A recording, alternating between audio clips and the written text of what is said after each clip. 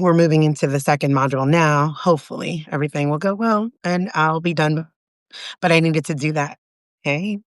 So I want to say hello, welcome. If you have not been here to one of my lives before, that's cool. I'm excited to have you now.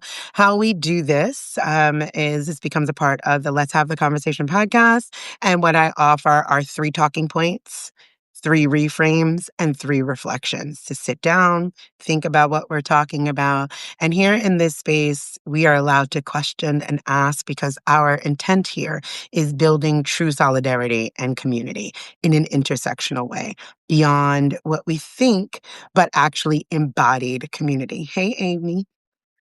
So, today I was sitting down, I took my time. If you read the article prior to the I Am Renee Good, I spoke about America Goddamn, right? And sitting down and really thinking about our shared and connected struggles. That's what the work takes. Hey, Kate. It is not about thing. It is not about appropriation. It is about a very real full circle moment. What I'm not going to do is pretend that white women have not been harmed by patriarchal systems of whiteness and violence, right? I don't do that. But we are going to discuss how these things are distinct and specific, right? I often use my own self as an example inside of these systems. Obviously, a Black woman, there's nowhere in the world I can go and say I am a white woman. However, I am second generation Irish American, right? The way I show up in the world is not going to be the same Black experience as a monoracially Black woman or an unambiguously Black woman. So when we can recognize those differences and how supremacy works across the spectrum, we can be in true solidarity. We can be in true intersectional community. We can see each other as whole people. Now, not everybody is going to agree with that, and this is absolutely fine. Not everybody's going to agree with my opinion on Say Her Name, and that is fine because one of the main found and crux of supremacy culture is a monoculture. Okay. I am aware that there are Black activists that are using Say Her Name, and that makes sense because it is a rally cry created in and from the struggle of Black women. So this is not even just excluding white people. This was at the exclusion of Black men because the loss of Black men and male lives to state-sanctioned violence and murder was lauded up. That is how patriarchy is weasels its way in. Whilst Black women, Black trans women, Black femme women, Black femmes in general were just swept under the rug. So Say Her Name was a rally cry specifically for Black women, specifically. Why it is important to recognize that is because when you say, I see you, then you actually see me. Why it is not okay to conflate that message with the violence and the murder of Renee Nicole Good as just a marginalized state-sanctioned murder is because it creates that monoculture again. And it is literally the antithesis to community and solidarity because it says, yeah, we see you, girl, but right now, let's focus on us. And that's not good, right? It also does not allow for you as white women to actually have a voice. You are used to your voice being folded into patriarchal whiteness, right? You are erased. You are absorbed. What he says goes. That's part of those 15 pillars of supremacy culture, and it falls directly under paternalism, right? Father knows best. We had TV shows, books, everything, all of the things. What does my pastor say? What does my priest say? What did my dad say? I vote along the lines of what my men in my family say, right? And the white women that broke away from that through white woman feminism simply were like, okay, I'm not doing this shit anymore. And I'm going to create my own power structure inside of white patriarchal rule, which fair. That is one step away from the systems that harm you. However, it's still a system that harms us, right? And this is how we deal with all of the intersections and how to actually come into a true solidarity, sisterhood, frame it however you want. So, that is what we're going to get into today. I advise you to grab a drink, grab some water, take breaths, because you are going to want to defend this. It's natural, it's normal. I'm unbothered by it because it's just part and parcel of those 15 pillars of supremacy culture. Defense comes right on up, but that's not what it is.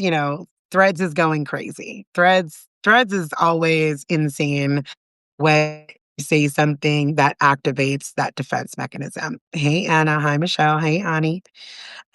I'm going to share with you guys a couple of the comments from there. Da da da da da. Ba da bum bum bum. I haven't said it, but I know it's a rally cry for the marginalized, right? Oh, I love to be seen by you. So somebody said, I haven't said it, but I know it's a rally cry for the marginalized. Unfortunately, that's just not people of color. It's now many groups, women of all races included. I think it's appropriate in this case. A gay woman murdered by an overzealous cop. White women, you understand patriarchy, but that is exactly where it stops for you. So I want you to turn around and I want you to think about if a man said that to you. If a man turned around and said, "Me too," which is another movement that was co-opted from Black women, but alas. If a man turned around and said that same thing, and men are absolutely harmed by sexual violence. Absolutely. Absolutely. We do not take that away ever, right? Like we need to protect our boys as well because too many of them are harmed through sexual. But if that were in fact the case and they came and they said, well, basically, this is just talking about everyone's sexualized violence and assault. Make space for us, make room for us. There would be a problem there. There would be a problem because you know that white men's voices would be centered over your own. That same thing happens with white women. It is why I talk about the patriarchy in pink and I remind white women that you are your men. Take a breath. That's uncomfortable. Another one of those 15 pillars of supremacy culture is fear of open conflict. There's conflict, and all of a sudden we become, why would you say this? This is so divisive. Comments like this. Critique is not chastisement. Critique is not punishment. Critique is not excommunication. Those are things that happens inside of systems of whiteness, right? You cannot dissent because when you dissent from the monoculture of supremacy culture, you become an outlier. You become a race traitor. You become you become a problem, right? Because you're supposed to shut up, look pretty, and be quiet, and just go along to get along. That is not community, okay? There is no way to be in community if I can't tell you, hey, what you're doing is harmful to me. What you're doing bothers me. What you're doing is silencing me without you then turning around and being like, shut up. That doesn't matter. That's not real. Because that is what is happening over there on Threads, right? Like, nope, that's not true. That's not what it is. You need to be more encompassing. Black people, Black women specifically, have never, ever in the history of activism left anyone out, ever. The same cannot be said for white women. And you need to understand that. You need to understand your history. You need to understand your own white feminist movements, such as the suffragettes. Kick ass. Love them. They were not playing. They were stabbing people with hat pins, chaining themselves to buildings. And they also were quite happy to leave Black women behind. That also must be a part of the story. We are never going to get to true solidarity, true community work, true activism, true dismantling of supremacy culture if you are not willing to sit in the discomfort of conflict. Okay? So, take another breath. Let that out. Understand that it is absolutely normal to want to defend your point. It is absolutely normal for you to feel unsafe when being confronted about harm that you're doing. But understand that that reaction, because it's not a response, that reaction is a direct reaction from the violence of supremacist white systems. That is not from us. We're just talking to you. We're trying to say something. And we're saying, listen, if you really want to be in this work, happy to help you, but you can't do it this. And again, there will be others that say you can. And if that is where you are more comfortable to do your work, do it as long as you're showing up. But if you want to go deeper, if you are willing to be more uncomfortable, I am absolutely going to hold your hand through that process and help you get to what I feel is true intersectional community. If that is not something that you want to do or you feel ready for now, that is also fine. I am not demanding your presence. I am not telling you what to do. I am telling you that from this perspective that I have and others have and voice, that this is not a good thing to do. Find the person that it is good for and be there. This is an invitation, not a demand. Hey, Laura. Hey, Peace Face. Okay. So, again, talking point one, why say her name has a specific lineage? We're going to get into that. Talking point two, Renee Good, visibility and the refusal to name whiteness. Talking point three, I am Renee Good, and using that as a refusal for access. So let's start at number one. The main point here is that Say Her Name as a hashtag was created by Black feminist organizers to confront the erasure, right? It is not a universal slogan for state violence. It is quite literally created to confront the erasure of Black women, all Black women, trans femmes, trans people, however you name yourself.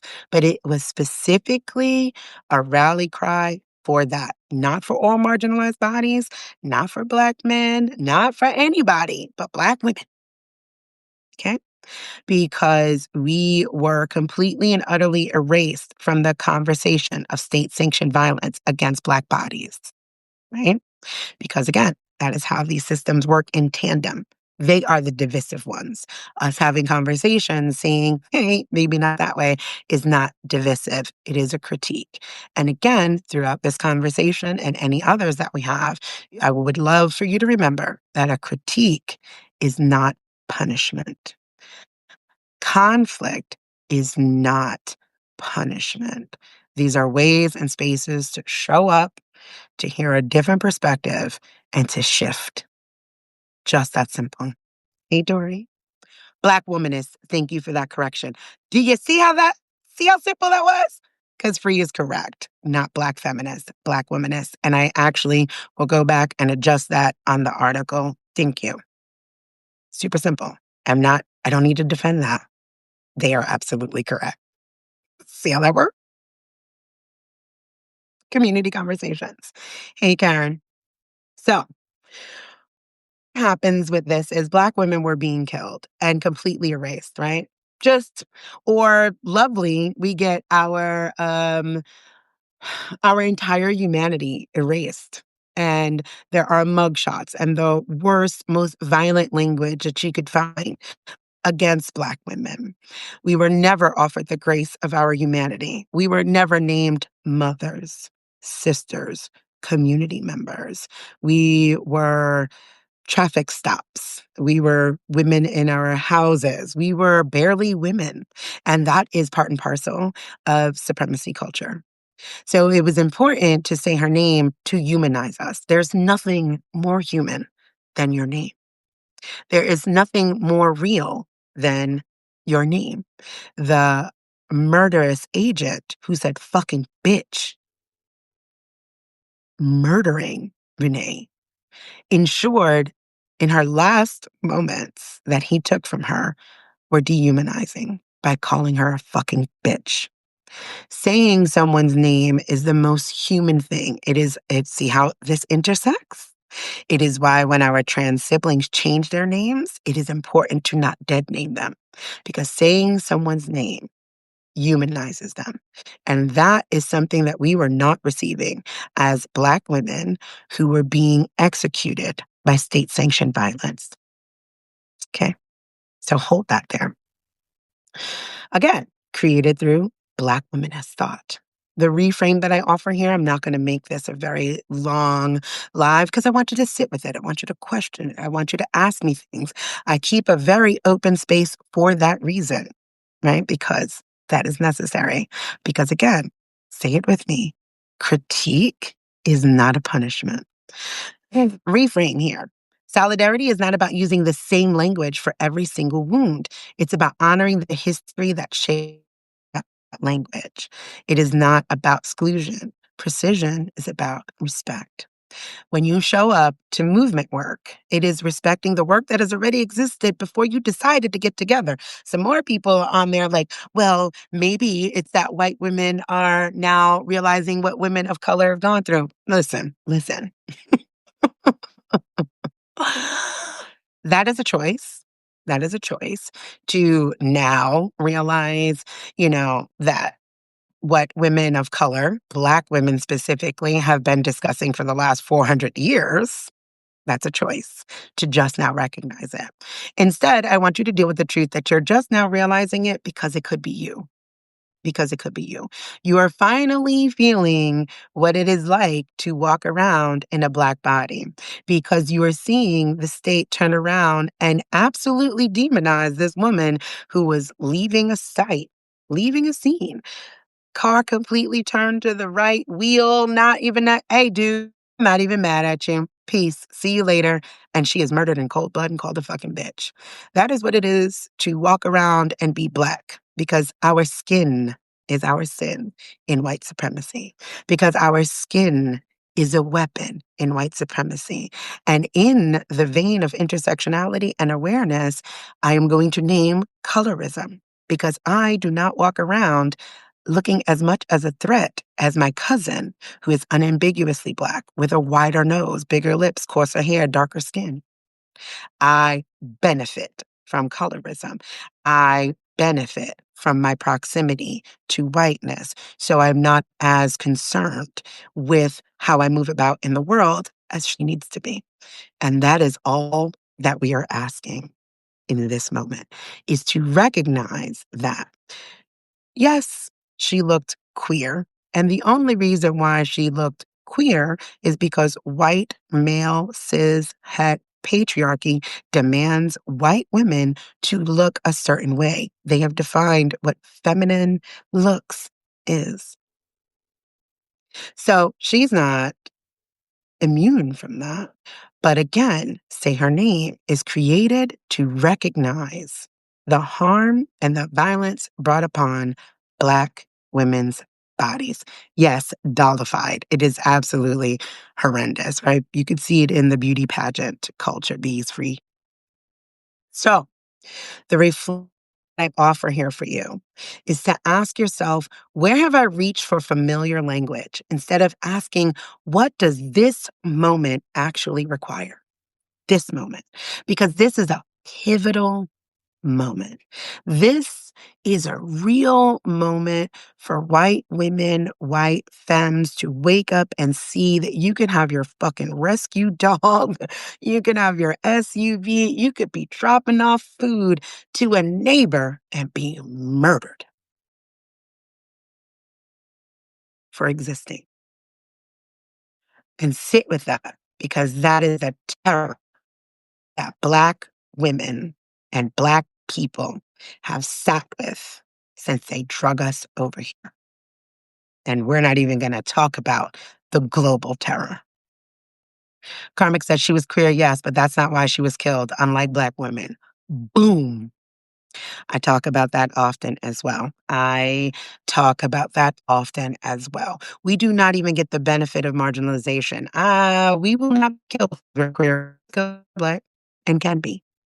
But this is a true pivotal moment and reckoning and an opportunity for white bodied women to really step up and step in and empower yourself and not fold your voice into someone else's. Aren't you tired of that? Because that is what patriarchy does. What you're doing is mimicking patriarchy. Your voice is being folded in to a movement, thing to do with you. Create your own movement and come alongside it. That's solidarity. Second reflection question. Ask yourself what discomfort arises when I'm asked to be more specific instead of more symbolic. What are you going through? Name the patriarchal violence that has happened. This is not new. Cops have been raping white women for funsies. Okay? That's just a thing they do. 40% of domestic violence cases against law enforcement order or law enforcement agents, which that's what's reported. 40% of the force. Most of those are white women. White women have been getting their ass beat, killed, raped by white men for the longest. Find your own voice, find your own movement, and come alongside our movement. That's solidarity. Third reflection question. Ask yourself, do I confuse intention with impact when I show up to justice work? Your intent does not matter. Have you not learned in 5 years, right? Because when you guys discovered in 2020 that racism existed, you learned all of the buzzwords, right? Impact over intent. But yet, here we go, round and round and round, because you refuse to embody the work. You think about the work. You read the books, you write it down, you hashtag it, you change your profile picture, you do all things you think about. But are you feeling it? Are you embodying it? Is it in you? Do you feel the work?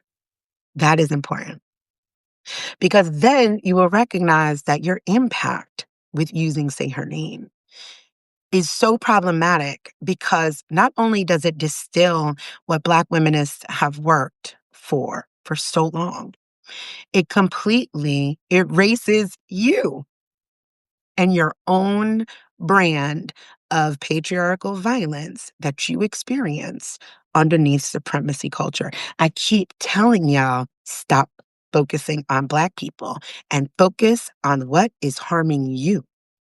The more you focus on what is harming you, the closer you will get into solidarity. Because we're going to be honest in this space. Nobody will give a shit about anything for the long arc of liberation until you recognize how it impacts you.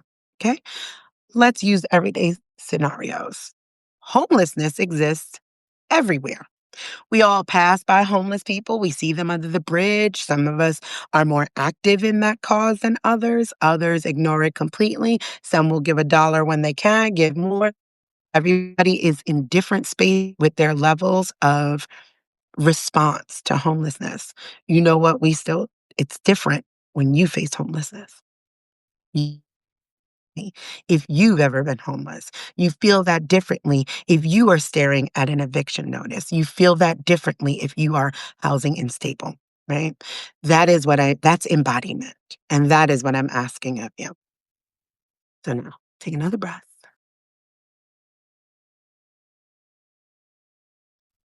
Invite that truth, that awareness, those questions into your body.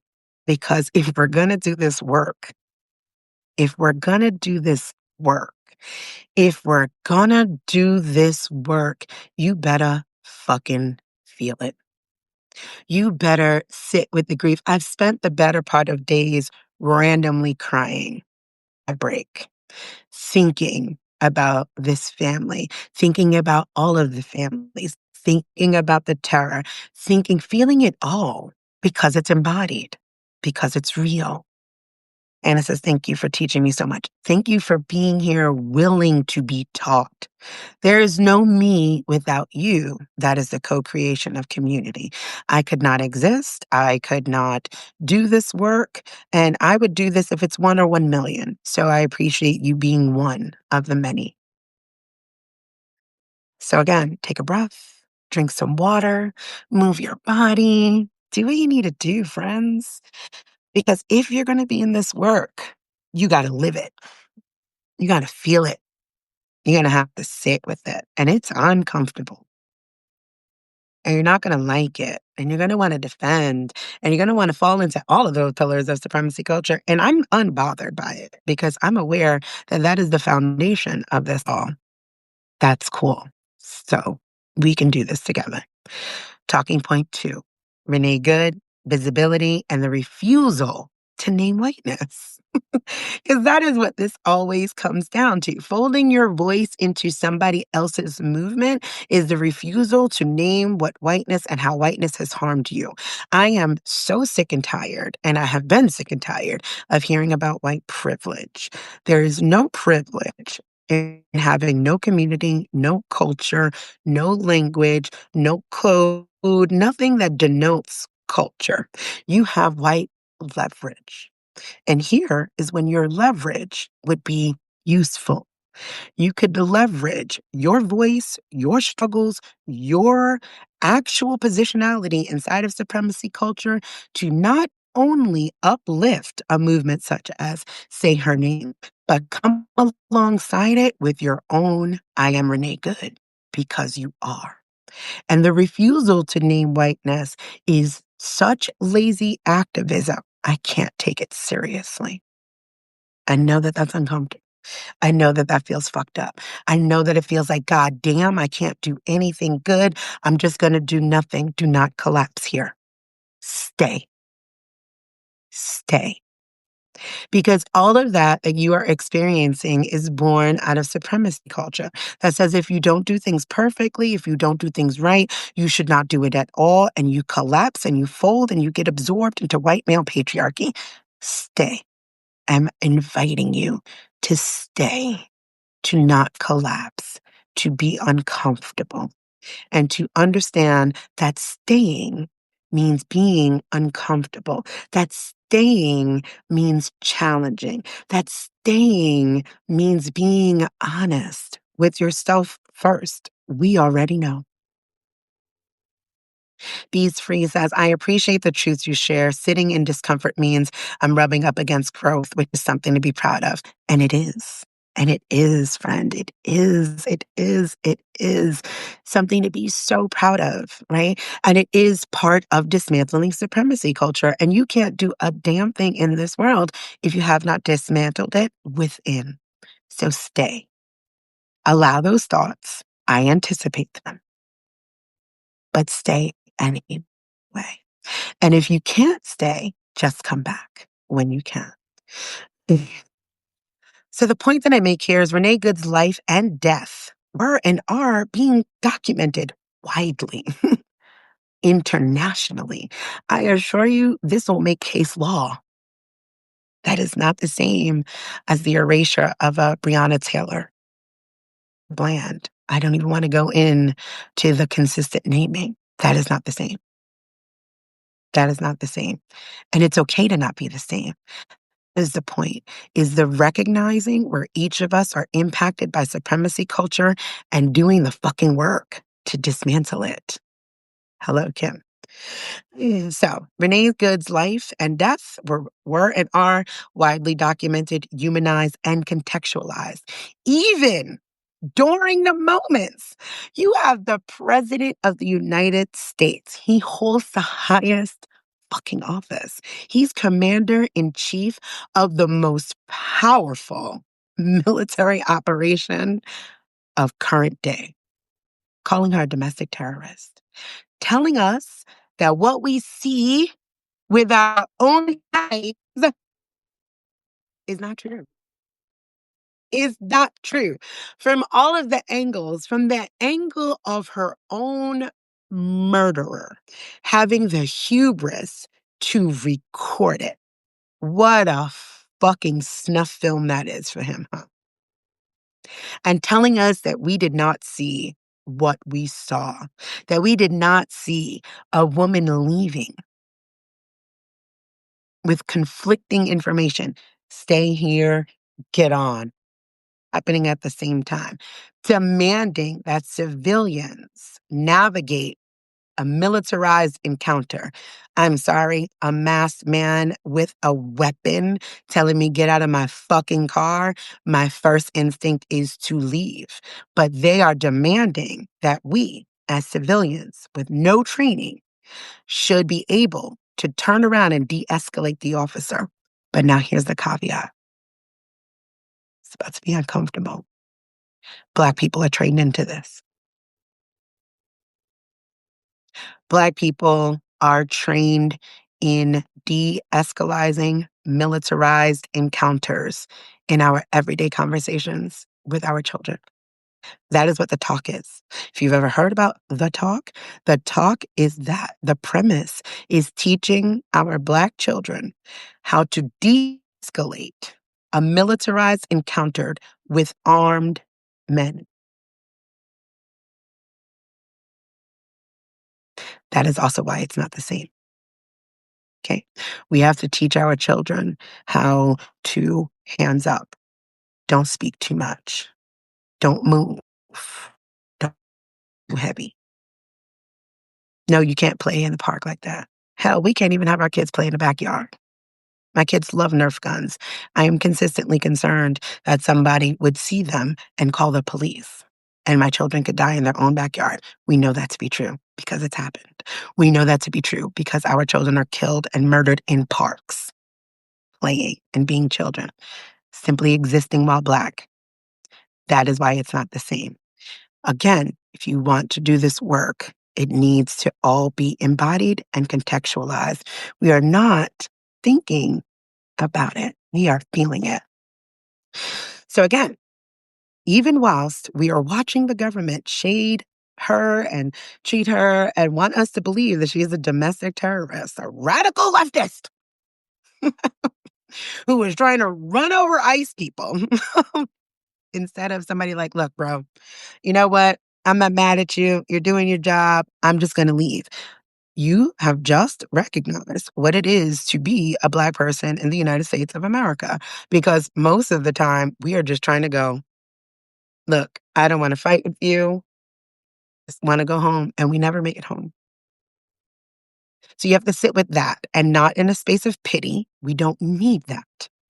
We don't need you to be in the movement talking about you're going to save Black people. Sweetheart, you can't save yourself. You're going to have to sit with the reality that you can't save yourself. So you can't save Black people.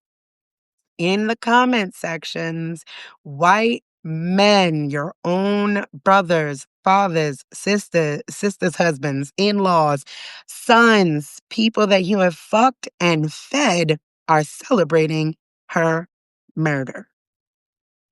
White men and white women have put these policies into place. You can't save yourself. You will never be able to save Black people. You've got to get in this work in solidarity, in saying, holy shit, we can't save ourselves. Okay? Black folks ain't vote this shit in. Black people are not in charge of anything systematically, systemically, none of it. This is all the doing of your own people, so you cannot save us because you can't save yourselves. So take a breath there, release saviorism, embody your own positionality, welcome that discomfort and recognize that you're going to have to move through that. And you're going to have to recognize that we are now at a point where you too could be murdered for existing. Take a breath. That is a very hard thing to recognize. That is a very hmm,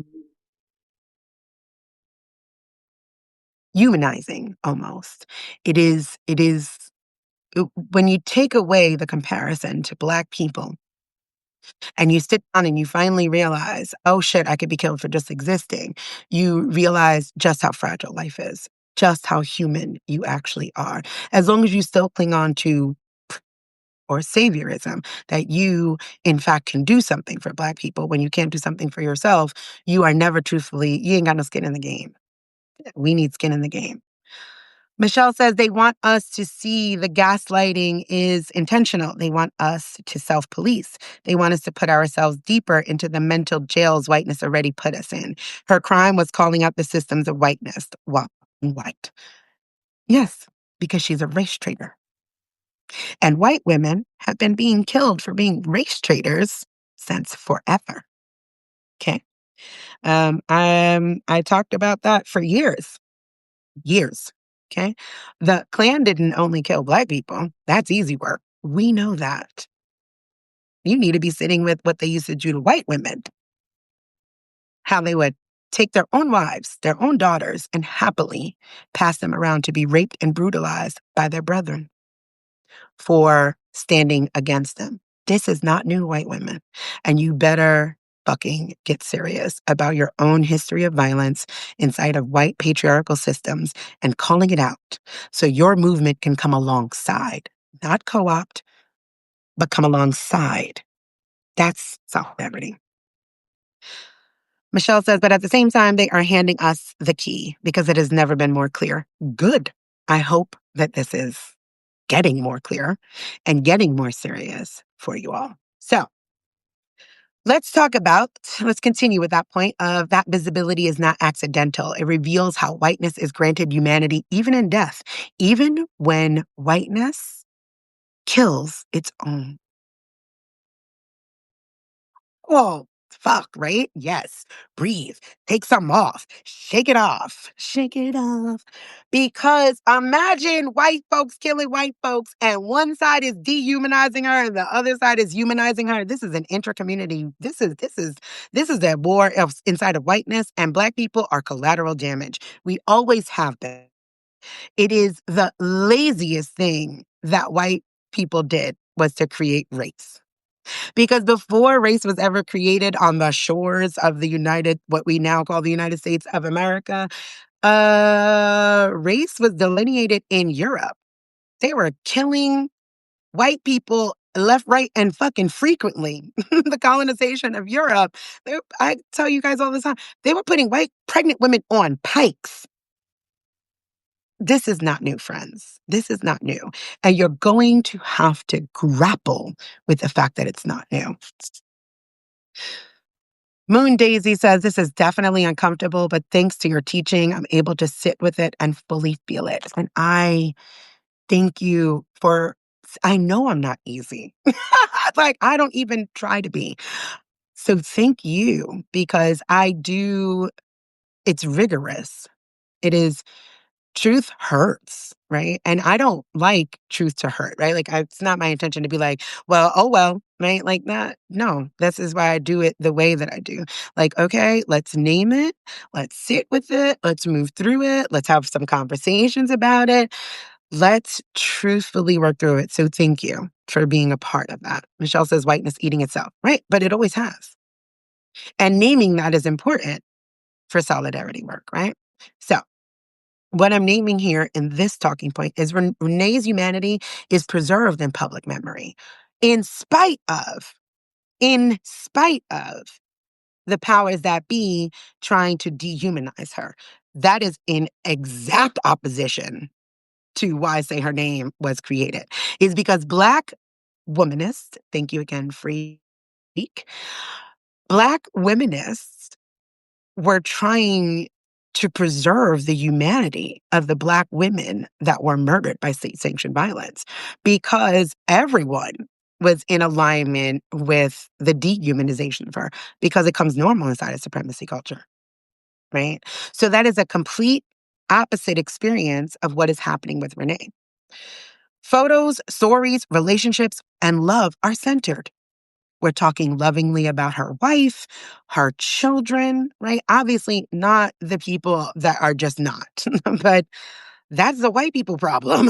Like, that is what whiteness has always done, right? She's being called all kinds of fucking slurs and horrible things inside of whiteness. That's white people's nullies. That is something you guys need to confront, right? But that is the exact opposite of what happens to us as Black women, as Black people as a whole, right? If I were murdered right now, I would not get the benefit of being called a wife, a mother, an educator, a community leader. I would not. It would be a whole lot of other shit, but it would not be that. And that is where that distinction matters, right? And not, again, not back to one of those 15 pillars of supremacy culture, not as a binary, not as an either or, as a both and. We have to hold those truths. That is not what would happen. In your fantasy, it would, but that is not the reality. And hey, maybe it would, but I would be an anomaly. I would not be the norm. I would be the exception to that rule. Another one is erasure versus the absorption. Black women are erased. White women are absorbed into the patriarchy to strengthen it. And again, you doing the say her name with this is again allowing yourself to be absorbed and wanting to pretend that that is solidarity. You do not need to be absorbed into another movement. You need to have your own movement and come alongside movements that have been going on because your positionality inside of white supremacy, whether you like it or not, is still above Black folks, period. You are still a white woman in America. And whilst patriarchy keeps its foot on your fucking pretty little neck, you keep your high heel shoe on ours. And that is an uncomfortable truth that you just have to sit with. So, solidarity means recognizing positionality, having your own movement alongside the singer name. The reframe that I offer here is whiteness does not erase white women, it folds them in, often at the cost of your own voice. Your pain is not illegible, it's just redirected, right?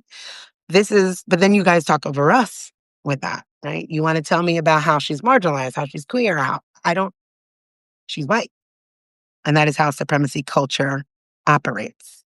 This is why she's getting all of the attention that she's getting.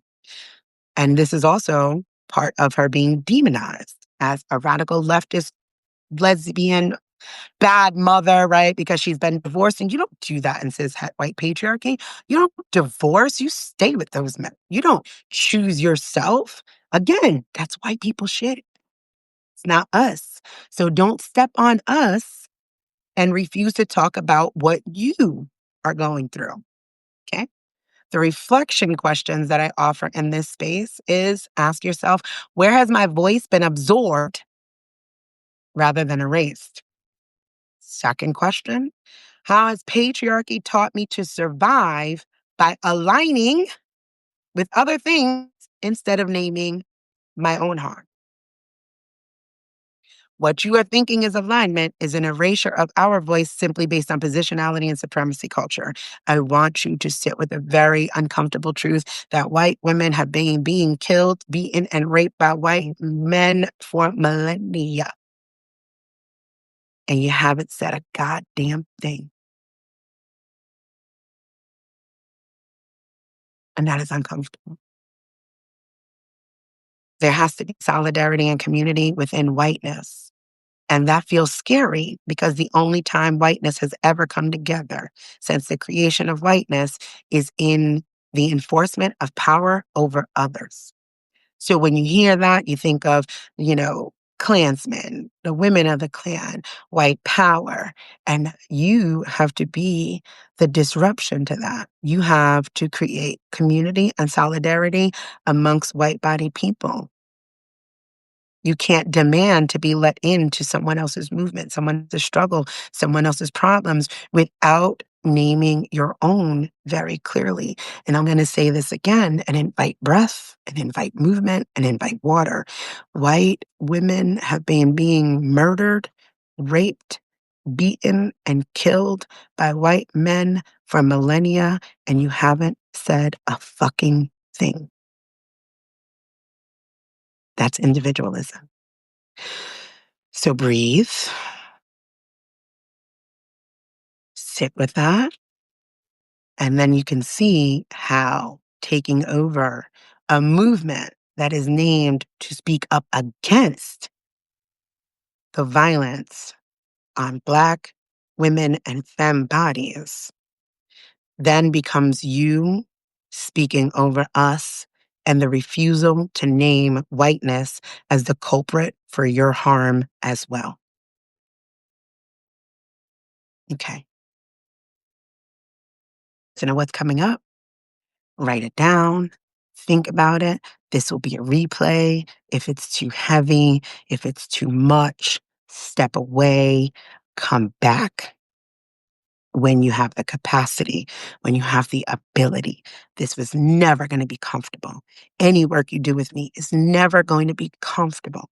It will be held in love, in care, in community, but it will not be comfortable.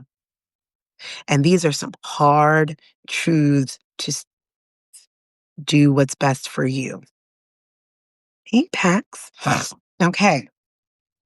Talking point 3. I am Renee Good. This is something I want white-bodied women to say. It is a refusal and it is a praxis. Praxis is where theory meets embodiment in the body. It's when you take all the things you learned and thought about and put it into practice. That is what praxis is. Saying I am Renee Good over saying say her name gives you your own voice. It is an exact opposition to the white men that have harmed you. It is an exact opposition to the I am Charlie Kirks. The I am Charlie Kirks is who's been killing you. The I am Charlie Kirks is who has been killing you for millennia. The I am Charlie Kirks are the ones who pulled that trigger and called that woman a fucking bitch. And I am Renee Good is the answer to that. It's the answer to that. Because it's the I am Charlie Kirks. It is the white men who feel like they are losing their reins on power and positionality, which is a real thing that definitely needs to be talked about because patriarchy harms men first, but we're not talking about white men today. We can have that conversation another time. But it is absolutely their answer to feeling smaller in a world that's becoming more equitable. It is their answer to feeling less than in a world that demands that they are at the top and the peak. It is their answer to what it feels like to not be seen and heard as the authority on everything. And that is a very real thing. That is the context. That is not the excuse because we're not excusing that behavior. I am Renee Good is the exact answer to I am Charlie Kirk.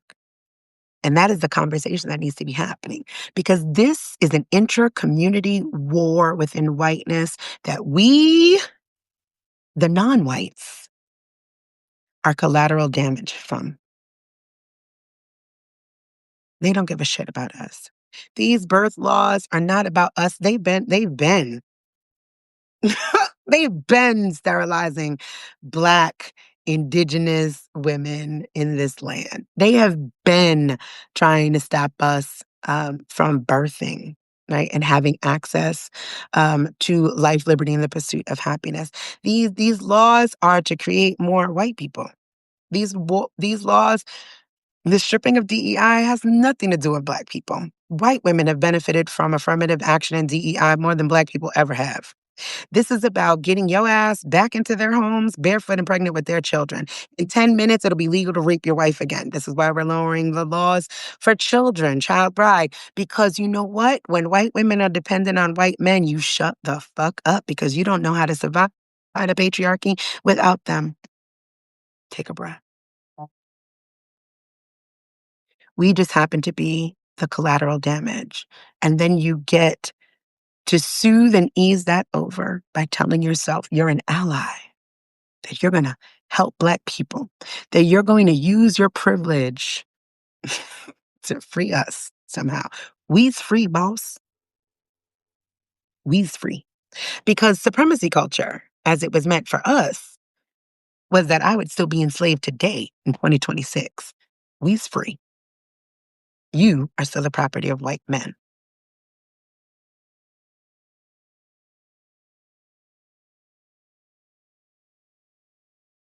So again, I am Renee Good is a refusal and praxis, and it is the exact answer to the I am Charlie Kirk. Because if he is Charlie Kirk, then he is the one who is killing you, friend.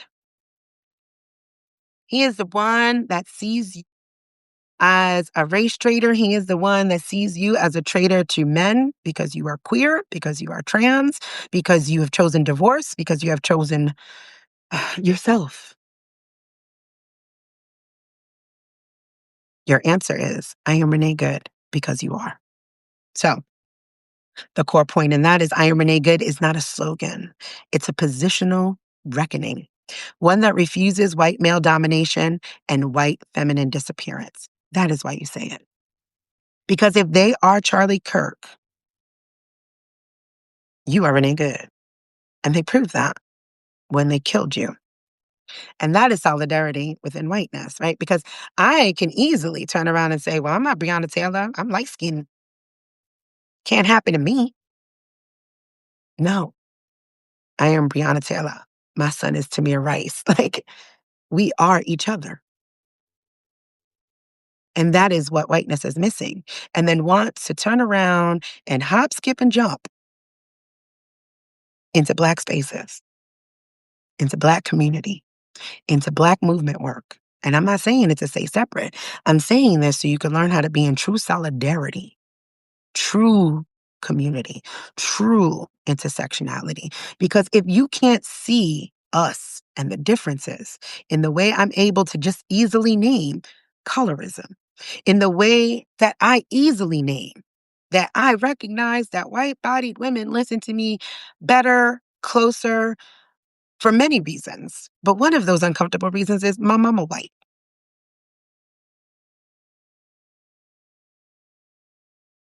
I'm aware of that. I can name that. I'm okay with that. That is just truth. And truth is not a threat. It is an invitation to go deeper. It's an invitation to see each other, to validate each other, to say, I see you and where you stand. I see you and what it's costing you to exist underneath supremacist rule that we are all impacted by in different ways. I am not here to fucking win the oppression Olympics. I don't want to be oppressed. I don't need to be the top tier oppressed person. I don't want to be oppressed. Okay. So again, I'm going to repeat that. I am Renee Good is not a slogan. It is a positional reckoning, one that refuses white male domination of I am Charlie Kirk, who is actually killing you, and white feminine disappearance, which is what you're doing when you try to fold yourself in to say her name. Don't disappear yourself, white friends. Aren't you fucking tired? I'm fucking exhausted for you. Stop folding yourself in. Empower yourself with your own fucking voice. I'm going to say this again. You've been being raped, murdered, beaten, discarded for millennia by white male patriarchal dominance. When the fuck are you going to say something about it? Find your voice. We'll happily come alongside you. We'd march alongside you with your fucking posters that say, I am Renee Good. And say her name. That's sisterhood. That's community. That's solidarity. Reverend Dr. David Moore. Don't know how, but I'm glad I found you. I'm glad to be found by you. That is what we're talking about here. Okay. So I've named the contrasting of Charlie Kirk. White men demand to be heard, whilst white women allow themselves to be disappeared or folded into other movements. Stop that shit and speak up for yourself. White women, I want to remind you that you're being trained to fold, align, and disappear or borrow and code. Find your voice. The reframe here that I offer is true solidarity begins when you stand where you actually are.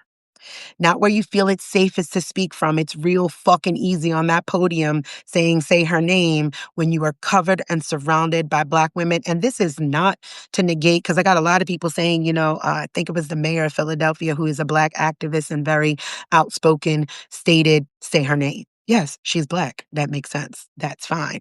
That's also her position. That's fine. If that's the way she wants to run the movement, I love that for her. Like, I am not that person. I am trying my best to empower white women to speak from your positionality, to come into true intersectional community, to stop fucking folding. You deserve to be heard, not here in our spaces, right? We're not centering your experience. Center your experience inside of the cis, hetero, patriarchal, white, male violence. You are Renee Good. You are not forgotten to the annals of history, okay? And if you have been, it's because of white men, not us. So don't erase us. Stand by us. Walk with us. But do not erase us as well. This is what I mean by you are your men. Stand alongside us. Come alongside. Get your slogans, thing, and remind yourselves, because you know what that's going to do? You're going to deal with the grief. It's time for your own reckoning, your own grief that you are Renee Good. Now you could just be helping out a neighbor, that you and your wife could have your rescue dogs in your stickered up SUVs, dropping off something to the neighbors, just moved to town to help build your business and be murdered and called a fucking bitch.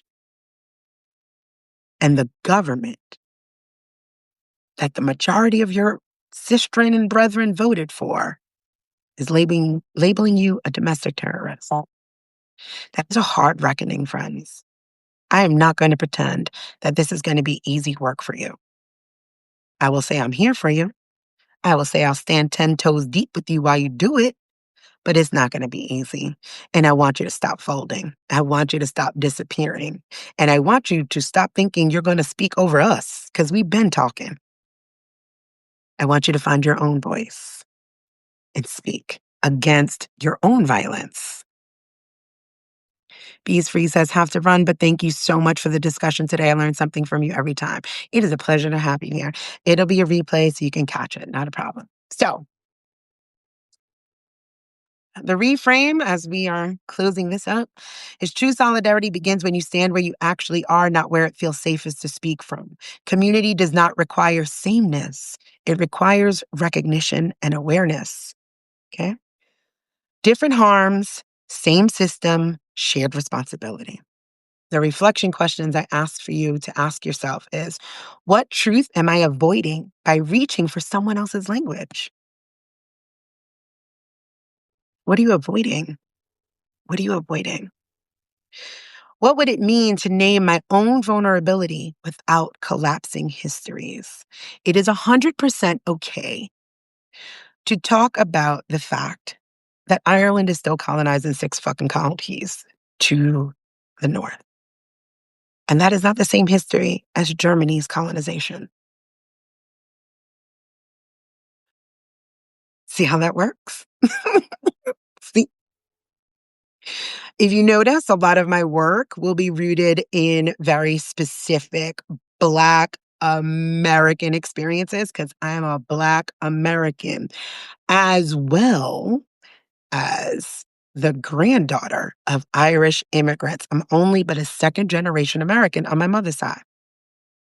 So when I speak about European colonization, I speak about Irish colonization because that's my. It doesn't erase what happened in other places in Europe. It doesn't say that it's less important. It says this is mine and this is what I know about. So this is what I'm going to talk about. See what I'm saying? That's the position in which you are in. What would it mean to name my vulnerability without collapsing histories? That's what is the answer to that. Can I stay present when conflict arises, or do I retreat into defensiveness? Because whilst defensiveness is definitely part and parcel of those 15 pillars of supremacy culture, do you retreat to it? Do you collapse under it? Do you just say, you know what? I'm going to do what I want to do anyway, because this Black person said I could. Well, guess what, friend? I'm not your Negro. If they said that, I love that for them. They love it. Hey, go off, ride with them. I want to do different work, deeper work. We're not a monolith. That's the beauty of it. That's the beauty of community. That's the beauty of individuality, not individualism. That is the beauty, is we each get to find our own path in this work. This is mine. And if you're here and it aligns, it's now yours too, and it's offered to you. I also offer a practice your praxis space. I will add that into the replay on this, right? But I will run through a couple of them. The self, I always break these down if you're new here into self, home, and work, which is your community. And I do that because that is the order in which we decolonize, from my perspective. That is the order in which we have been colonized, from my perspective, and inner work, outer work, right? So we start with the self. You practice saying, I am Renee Good, slowly, and you notice what arises, right? Because saying, say her name gets to get folded in. It gets to disappear into a movement that already exists. Saying, I am Renee Good is you looking in the mirror and dealing with the way that the violence of white, cis, het, patriarchal domination in supremacy culture impacts you. And you're going to feel that. You're going to feel that. Allow the grief, allow the pain, scream, yell, cry, but come back. Come back to yourself.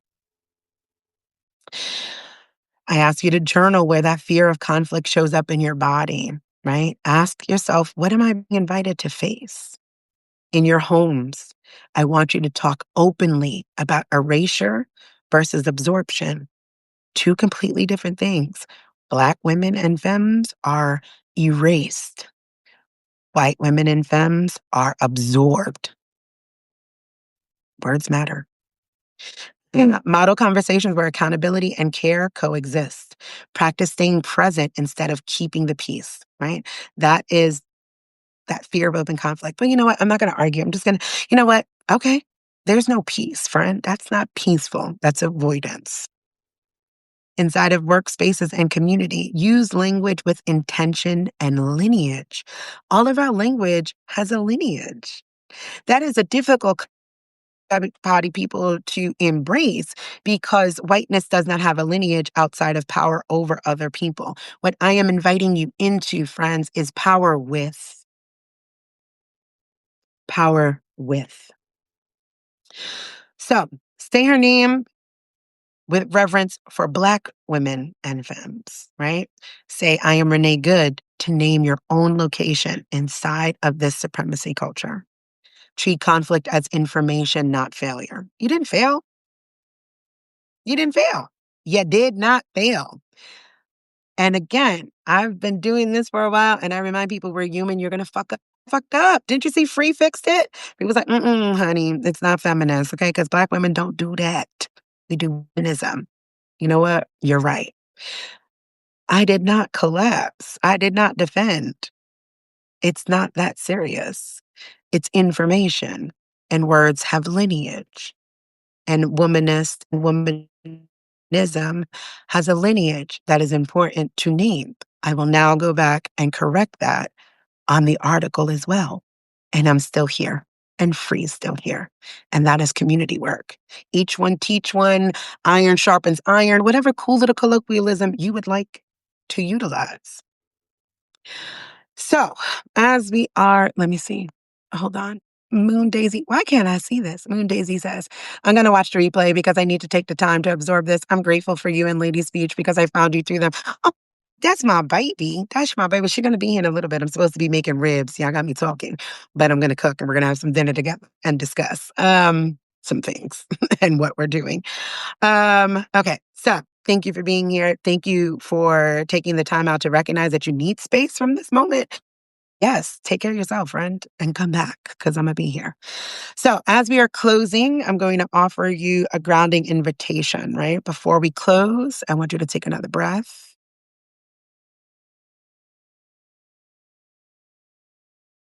Okay. I want you to move your body when this comes up for you, when you listen to it again, when you reread it, when it comes through, all the time.